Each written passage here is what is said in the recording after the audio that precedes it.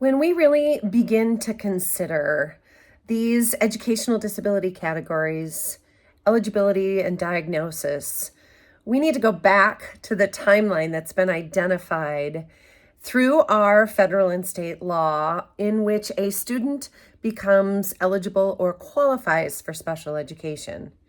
As a reminder, I've put up the timeline right here on this slide from the Kent ISD Guide for Parents, which I think is an excellent timeline, partly as a review and most importantly, as a reminder for how we need to use, advocate for, and consider these types of educational disability categories. Remembering that diagnosis and eligibility for special education are not the same thing.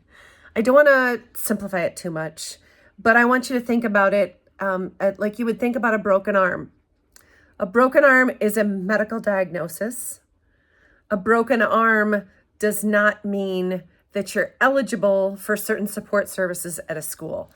Accommodations and modifications for sure for a short period of time, but diagnosis is different than eligibility. Think also along the lines of medical conditions like diabetes that require testing and medical conditions, medical supports during the day. But that doesn't necessarily mean that a student might be eligible for special education. Those are oversimplified, but I wanted to remind you about the difference between those two things. Remembering that the first 4 steps on that timeline that is also on this slide, referral, the read, the evaluation, and the eligibility all occur before the IEP with many kinds of required supplemental and individualized data to make those decisions. Those steps we've been over and you'll dig deeper into in your assessment course, but those steps occur then a student qualifies for special education.